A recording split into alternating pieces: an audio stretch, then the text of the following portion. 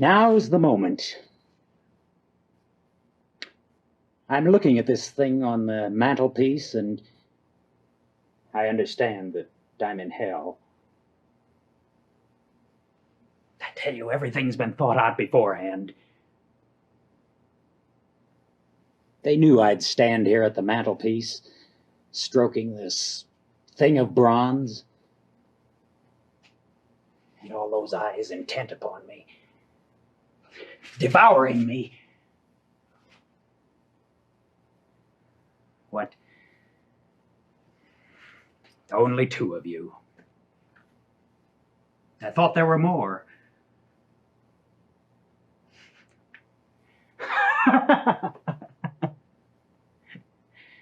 So this is hell. I'd never have known it. Do you remember all those stories they used to tell us about the brimstone and the fires and the torture chambers? The old wives' tales. No. There's no need of red-hot pokers. Hell is other people.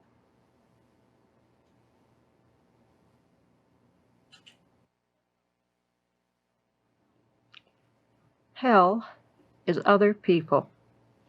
So says Sartre in his play, No Exit. I suppose that there are moments in all our lives when, frustrated by the difficulties of intricate human relationships, we agree with him.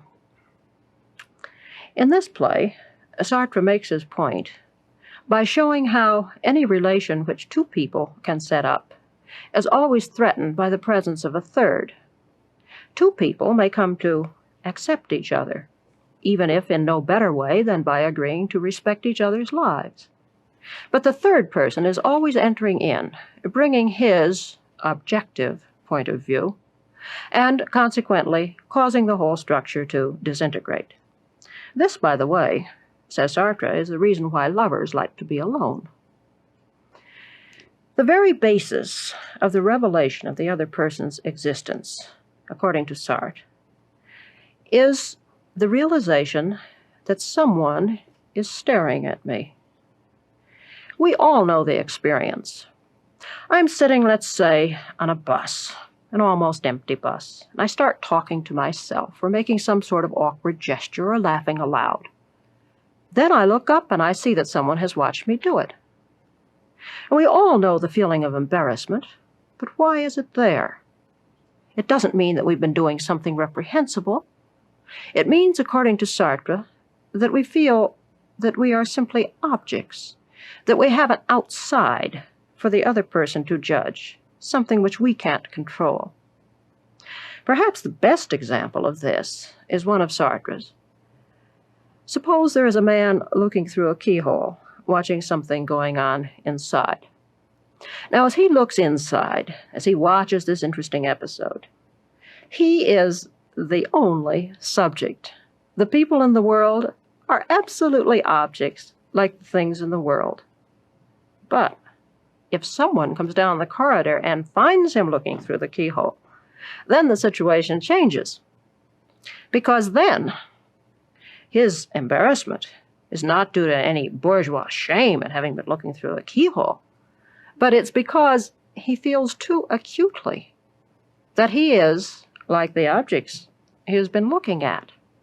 And at once he realizes he's both subject and object in the world. And this is a very disconcerting experience. What happens in this encounter with others is that there comes into being what Sartre calls a self for others. And this self for others, although it has no reality or true existence except in the mind of others, is nevertheless the thing by which I am seen and judged. For others, I am not the self which I am for myself, but I am that which they see. And I can never grasp the meaning of this self. Furthermore, I am accustomed to think of the world as being what I interpret it as being. But I realize sometimes, in bewilderment and pain, that my world is not the only world, that other people have made of the world what they like too. And I wonder then, well, which is the real world? One of the best literary presentations which I know of this sudden encounter with the subjectivity or consciousness of another person, what Sartre refers to as the look, is given us in a novel by Simone de Beauvoir, one which is called She Came to Stay. In this book, a couple by the name of Françoise and Pierre, a closely knit couple, have invited a little girl, Xavier, a little girl from the provinces, to come and stay with them for a while. Now, this little girl throws everything into confusion, not through the usual fatal triangle which novelists are so fond of dealing with, for Françoise never really doubts that she is first in Pierre's mind and will always be there. But Xavier will not allow any other consciousness to be called valid except her own. She pronounces her own judgments on the lives of Françoise and Pierre, and suddenly makes them see themselves and their relationship as something totally new and strange. Françoise, in particular, feels defenseless before her and attacked. One evening, which is particularly difficult, Françoise just decides she cannot stand it any longer. Xavier has been impossible. Françoise bursts into tears and rushes out of the nightclub. Pierre follows, trying to find out what on earth can be the matter with her.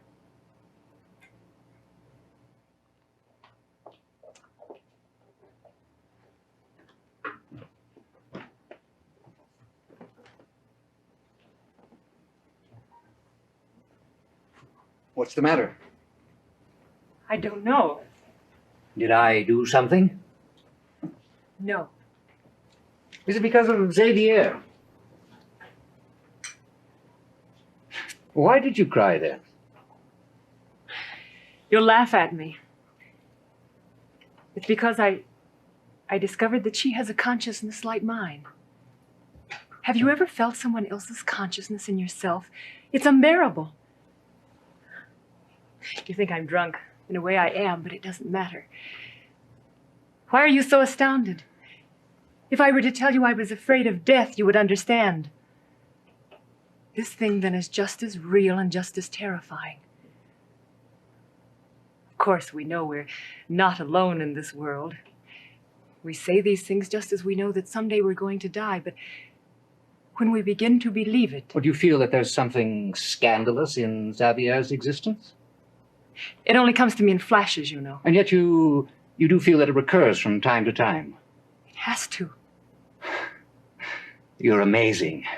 You're the only living being I know who is capable of shedding tears upon discovering in someone else a consciousness similar to your own. Do you consider that stupid? Oh, no, of course not.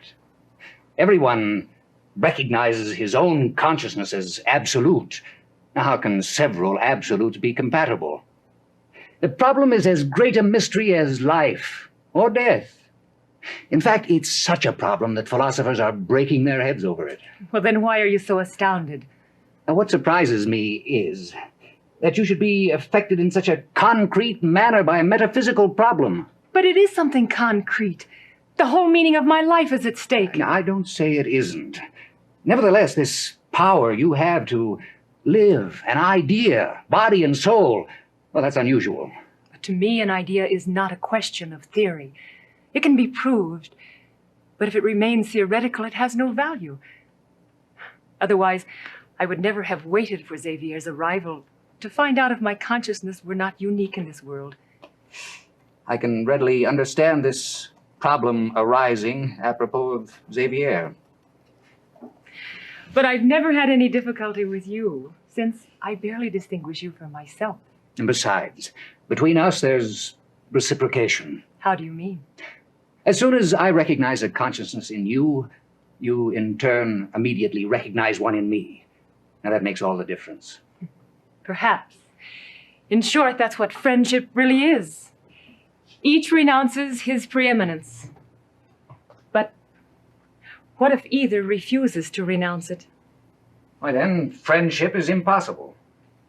Then what can be done about it? I don't know. Xavier never renounces any part of herself.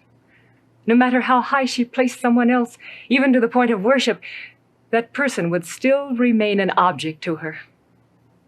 There is no remedy. One would have to kill Xavier.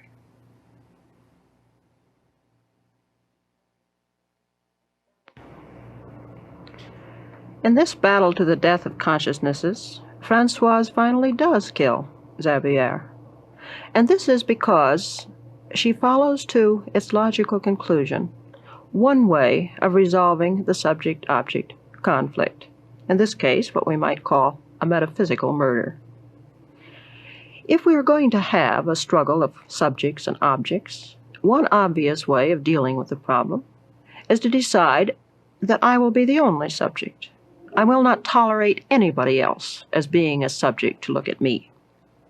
This is, of course, the path of domination, in the simplest form, what you might call staring the other person down. We all know people like this, people who can't tolerate any other person's way of life, who have to tell everybody else just how to live, who can't see any point of view except their own. In its most extreme form, this is sadism. The sadist wants to capture and imprison the subjectivity of the other's freedom, in his body. He wants to make the other feel that he is a thing at the sadist's mercy. By mental or physical torture, he tries to make the other feel that he is nothing except this panting flesh, dependent on the sadist's slightest command. But the sadist fails. He can't help it. In the first place, he can never capture a subjectivity. The extent to which he can control the other person is only the degree to which the other person is made an object. Furthermore, the other person's look is always there. At the moment of the greatest torture, still the victim may look at his tormentor, and in this look, the sadist is judged. A less bizarre way of remaining the sole subject in the world is the path of indifference, a kind of self-willed blindness.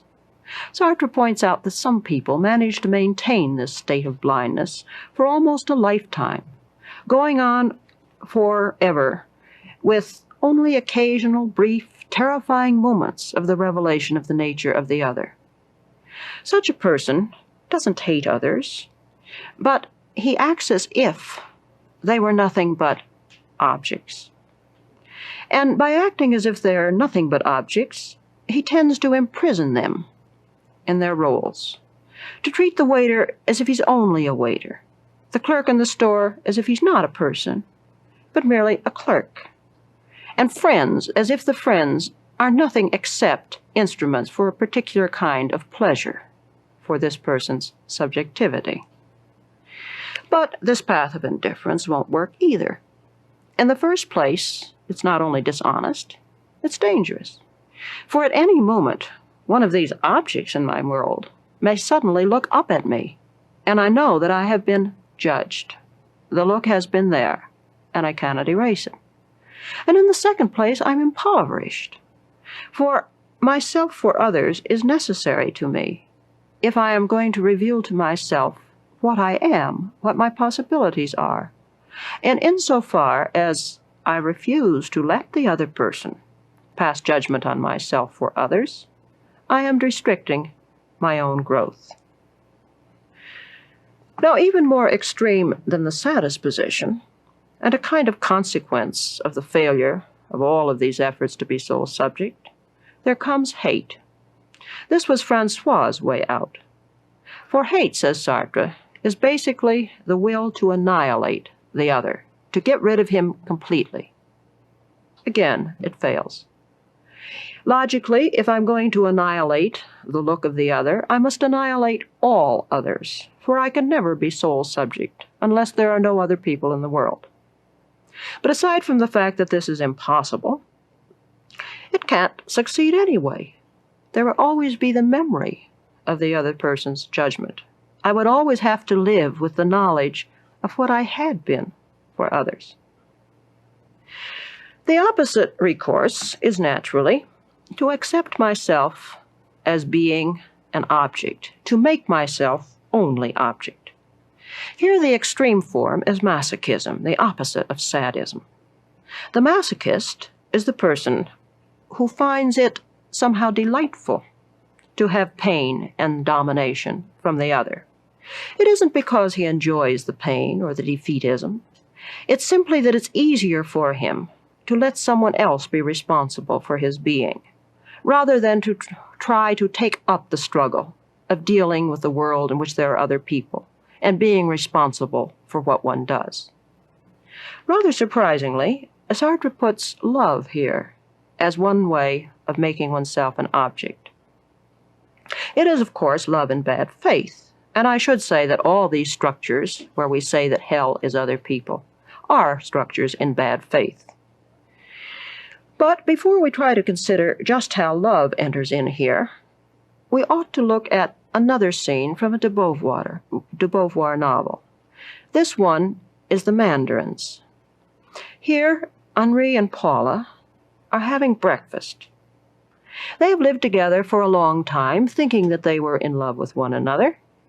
And yet there's something in this scene which shows us clearly that at least one of the two is getting a little bit tired and finding the affair grown stale. What are you planning to do today? Nothing special. But what? Well, I think I'll call up my dressmaker and have her take a look at those beautiful materials you brought back. And after that? Oh, I always manage to find something to do. By that you mean you have nothing whatever to do. I've been thinking a lot about you during this past month. I think it's a crime for you to spend your days vegetating inside these four walls. You call this vegetating. When you love someone, you're not vegetating. But loving isn't a vocation. You're wrong. For me, it is a vocation.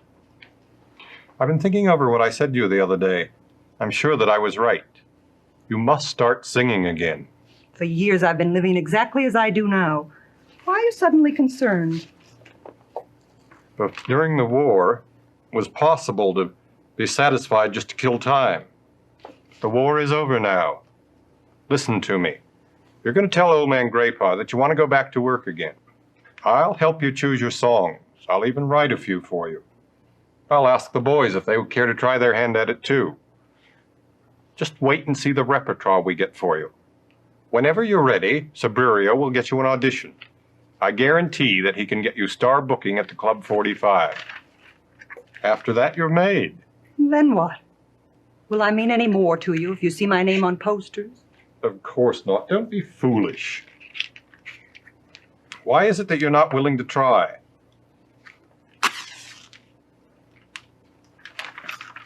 I try to write and you ought to try to sing. You have a talent for it. I'm alive and I love you. And to me, that's not nothing. You're just playing with words. Why don't you want to give it a try? Have you become that lazy? Or are you afraid? Or what? Listen, even if all those vanities, success, fame, still meant something to me, I wouldn't start out in a second-rate career at the ripe age of 37. When I sacrificed that tour of Brazil for you, it was a final retirement. I have no regrets. Let's just forget the whole thing. Yes. Without consulting me, you were only too willing to make that sacrifice. And now you seem to be holding me responsible for it. I have never been able to decide whether you really scorn fame or whether you were just afraid of not being able to attain it. But your voice is as beautiful as it ever was. So are you. Not quite. And I know exactly how it would turn out. To make you happy, a handful of intellectuals would proclaim my genius for a few months, and then goodbye. I might have been a Piaf, but I missed my chance. Well, it's too bad, and let's just drop it. But even if you can't take the world by storm, it would still be worth it. You have your voice, your special talent. Don't you think it would be interesting to try to get all you can out of it? I'm sure that you'd find life much more satisfying. I find life satisfying as it is now. You don't seem to understand what my love for you means to me. I do understand. But you won't do for love of me what I ask you to do. If you had good reason for asking, I'd do it. What you mean by that is you prefer your reasons to mine. Yes, because they're better. You've been giving me a purely superficial point of view, wordy reasons that aren't really your own. No. Whatever your reasons are, I simply don't understand them. All right, let's drop it. But I'm telling you, you're wrong. Are you going to work now? Yes. On your novel? Yes. Good.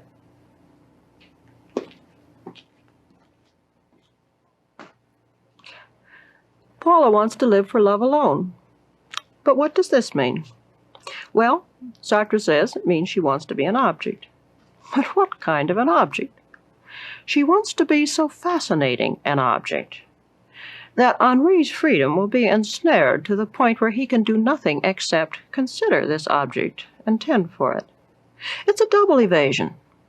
As is made very clear in this scene, Paula's wanting to live for love alone is at least in part due to the fact that she wants to escape the difficulties of a long career in which she's not quite sure of herself and her ability to carry through. And in the second place, what sort of love is this? Sartre says that love is a desire to maintain the other as subject so that one can be object before him. But is Henri really free? Because Paula wants him to be free only so long as he devotes his freedom to her. And this is not much of a freedom. Now, Henri is wise enough to refuse. He is not going to be responsible.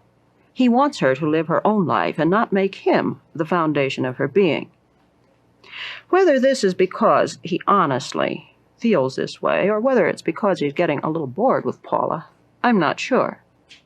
But in either case, his attitude is more correct, let us say, than hers.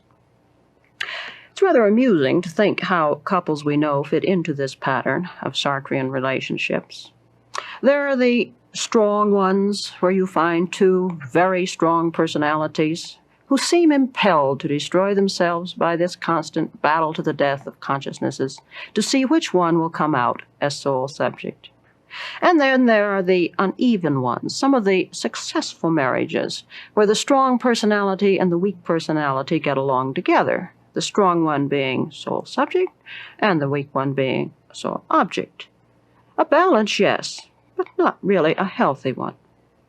Offhand, it might seem impossible to have a relation where two people would each be trying to be made an object. But I rather think it happens. I think we all know cases where two people seem to find their whole reason for existence in each other's being. And yet, there's something pathetic about them. There's a sense in which, although they live for each other, they seem not to be really living in the world. De Beauvoir maintains that there is bad faith in the social structure involving the relation of the sexes. In her book called The Second Sex, she maintains that traditionally, men have tried to make women the second sex, the other sex, equating the human with man, and then making of women the other. Some men, says de Beauvoir, do this cynically and openly. Women are toys, playthings. Others do it more subtly. They make of their wives or mistress the reason for their being, yes. But what she really is a talking mirror, sending back not a true reflection of the man, but the reflection which he has so carefully placed there. But this is all a broader thing than simply marriage or sex. We see it in family relationships, where parents love their child, oh yes, love the child so much that they devote their lives to creating him into exactly the object they want him to be. Or, on the other hand, love the child so much that they efface themselves completely, living only for and through the child, giving up all responsibility for a life of their own. And we see it everywhere. In the employee-employer relationship, the student-teacher relationship, even in the many unequal friendships that we see round about us. If we were to leave things at this stage, I am sure that we would all feel profoundly dissatisfied. Human relationships are often, perhaps usually, like this, but do they have to be? Is there not a love or a friendship in good faith? Of course there is, whether for an existentialist or for a non-existentialist. We've seen the germ of it already in the two scenes from the de Beauvoir novels. We saw how Françoise and Pierre agreed that in friendship one gives up the struggle for preeminence. One knows that when he recognizes the consciousness of the other is also recognizing his consciousness. And whatever his motives, Henri at least wanted Paula to live her own life, knowing that unless they grew separately, they could not grow as a couple together. The basis of all relations in good faith is fundamentally this: respecting the other as a free subject, valuing the uniqueness of others and of myself as well. It is a precarious structure. It is not an easy thing, for it means that one gives up forever the idea that one can predict and classify and fully understand the other, or that oneself can be fully predicted and understood. But human relationships are interesting because of this element of mystery and the knowledge of change. The relation with others in good faith of two free subjects is not paradise, or if it is a paradise, it's a terribly busy paradise requiring constant vigilance. But it is not hell either, and the very possibility of its existence perhaps helps us to realize that if hell is other people, it is a hell which we ourselves have created.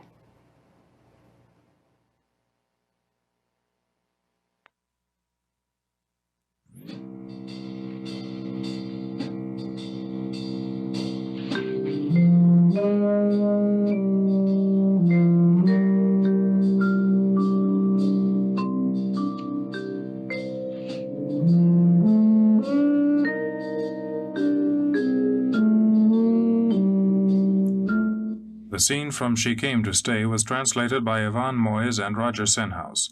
The Mandarins was translated by Leonard M. Friedman.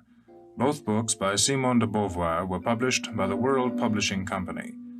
The scene from No Exit by Jean-Paul Sartre was translated by Stuart Gilbert and published by Alfred A. Knopf Incorporated. The painting, Sky Festival, by Gordon Wagner, courtesy of the Denver Art Museum.